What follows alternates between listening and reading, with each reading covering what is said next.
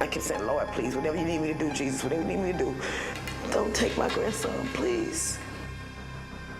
Get on the ground! How easy is it to get a semi-automatic gun? Easy, just like it is when you go cash your paycheck.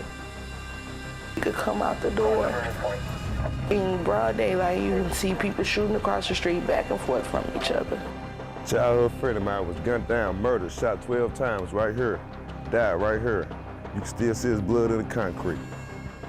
The first one came in, so like this, pointing like, get down, then the rest of them came in, boom, boom, boom. It was like somebody literally ripped my heart out. They didn't just take his life, they took mine too. Things are just out of control.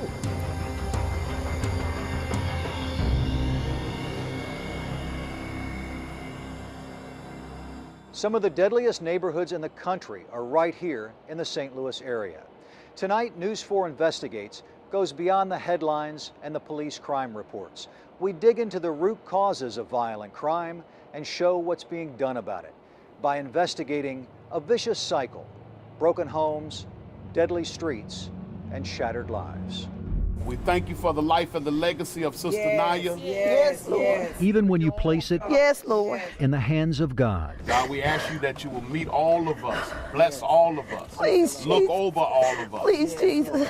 save us, Please, Jesus. deliver us. Please, Jesus. There is still so much pain. You shouldn't have to bury your child. The wounds are deep, You made me whole. You gave me purpose. and they may never heal. I want my son back. I want to hold my son. I want to be able to tell him I love him. And I know I can't have that ever. The violent crime destroying lives in our community has repeatedly put St. Louis on the list of the most dangerous cities in America. They killing each other out here for nothing. They act like it's a sport. Just days before leaving for college on a full scholarship last summer, 18-year-old honor student Anaya Cook was shot in the face. For someone to take her life, to shoot her in her face, beautiful young lady, to shoot her in her face, that is the ultimate. Anaya was sitting with her boyfriend in his car in the Kingsway West neighborhood on the city's north side when gunmen opened fire on the vehicle. Prosecutors say her uninjured boyfriend was the intended target. It plays in my mind like, what happened that night? Like, did my baby call out for us? Every picture, she's smiling. Anaya was the only child of Orlando and Rochelle Cook, who spent 3 agonizing days and nights at Barnes Jewish Hospital as Anaya fought for her life. We had been so beat up and kicked around and pushed around to where when they told us that she had finally passed, it was almost a relief. It was a relief. We had been beat so bad. 5 months after Anaya's murder, 36-year-old Brian Seiler was walking his dog on the city's south side in the Dutchtown neighborhood when he was shot in the back of the head. I just lost it. I just crumbled down to the table and sobbed. Mary Seiler is Brian's mother. Brian was her only child. Nobody should have to feel what I'm feeling. Nobody. Police found Brian's wallet in his pocket. His dog was still attached to the leash on his lifeless arm. That night, just 2 days before Christmas, she was the person who identified her dead son's body. They pulled the curtain back and you see their body there. You can't touch them, you can't hug them, you can't do anything but look. Sometimes the shootings happen in broad daylight, in a bold, violent barrage that few of us can imagine. Please, Lord. Please, Lord Jesus. 7 months ago, in the Penrose neighborhood on the city's north side, gunfire erupted outside the home of Terry Burgess. I heard it. It was so close. The bullets missed her 4-year-old grandson, who raced to the front door and grabbed hold of her. He was terrified. He had a look on his face like he was running for his life. He's 4. Still outside, Terry's daughter Carolyn and Carolyn's 16-year-old son Pierre. He just was running straight, and as soon as I got up to him, he fell. Pierre had been shot in the back. The junior ROTC cadet and athlete who dreamed of being a lawyer died there, surrounded by more than 20 shell casings.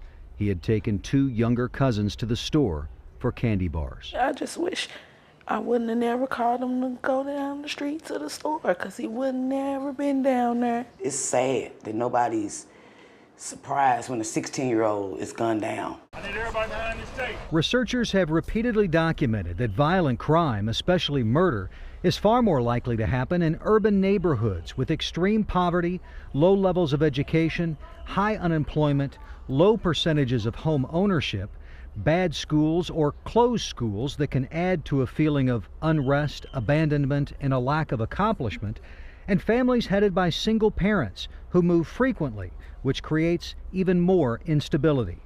Racial segregation and the feeling by a race of people that they are isolated also plays a role. Nearly all of these neighborhoods in our region are more than 90% African American. The problems get worse when children from violent neighborhoods are vulnerable to attack inside their own schools, places where they should finally feel safe. You add all that together, and that's the recipe for violent crime in a neighborhood. Rick Rosenfeld is a criminology professor at the University of Missouri, St. Louis. Any single factor alone is not the problem. The problem is the degree to which these factors interact. In other words, you find all of them feeding off one another and in the same places. In our region, we see extraordinary rates of violent crime. East St. Louis and Washington Park have the highest murder rates in the country, more than 20 times the national average. Much of North St. Louis City is also far above the national average. Smaller pockets in South St. Louis and the Jennings area in North St. Louis County also have extremely high rates of homicide. Terrell Golson is also an expert in the study of criminal behavior. Born and raised in this hood. He got his education on the streets of one of St. Louis's most violent neighborhoods. I should have been dead a long time ago. Terrell is a former member of a North St. Louis gang called the Grape Street Crips. I wanted to be Billy Badass in my neighborhood. As a young child living in poverty and surrounded by drugs, Terrell says that when he was 8, he was beaten so badly for so long that St. Louis police kicked down the door of his bedroom and removed him from his home. My mama despised me. I got to the age where, like 10, I wanted to kill my mother.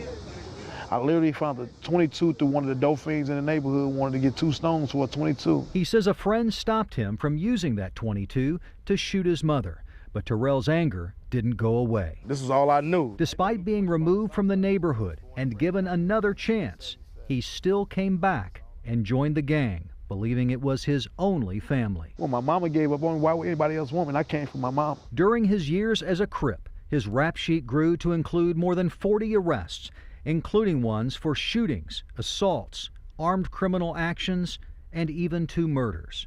He was eventually convicted of drug-related crimes and sent to prison twice. How easy is it to get a semi-automatic gun? Easy. Just like it is when you go cash your paycheck. Just before the boldest shootings in broad daylight, Terrell says some gang members arrive in a convoy of rental cars with tinted windows. They gonna come, they coming hard. 4, 5 cars tinted up, dress riding like me and you. Their targets are usually rival gang members or individuals suspected of being involved in a previous shooting that targeted them. Among gangs, the revenge shootings are perceived as street justice. But it's still wrong. Wrong is wrong, but you never know what that guy did. Karma is karma, you know what I'm saying? So what you do to somebody don't mean that somebody gonna look the other way, you hear me? Years ago, he was shot in the back, leaving him with a gruesome injury. The blast ripped through his lower torso, leaving his insides barely contained by a thin wall of flesh. What are we looking at right here? They say the chest bone they brought down. This all my testing right here.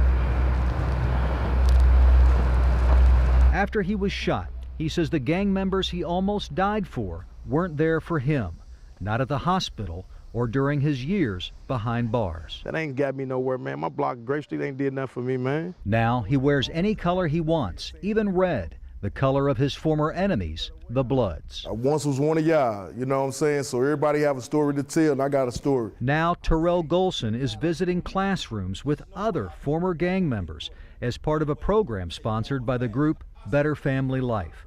And he has a warning about the risks of being caught in this cycle of violence. The fast money ain't the way to go, I'm telling y'all, it ain't. It's one way Terrell is trying to break out of this cycle and make his family proud. I try to make away from my 4-year-old so he'd never have to see half the his daddy had to go through. I miss him so much. Tears are the ties that bind families devastated by violence. I love you, bro.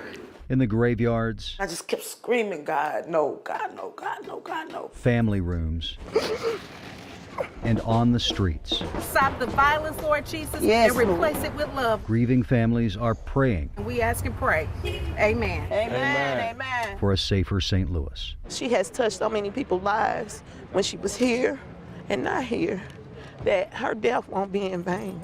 I know it won't. Up next, Nigel, how you doing? Craig Cheatham. the tragedy of one St. Louis family battling overwhelming odds. He looks up at me and he says, "It's your fault for moving us down here." And the devastating impact of the youngest son's deadly crime. My whole world is gone. Everything came to an immediate halt.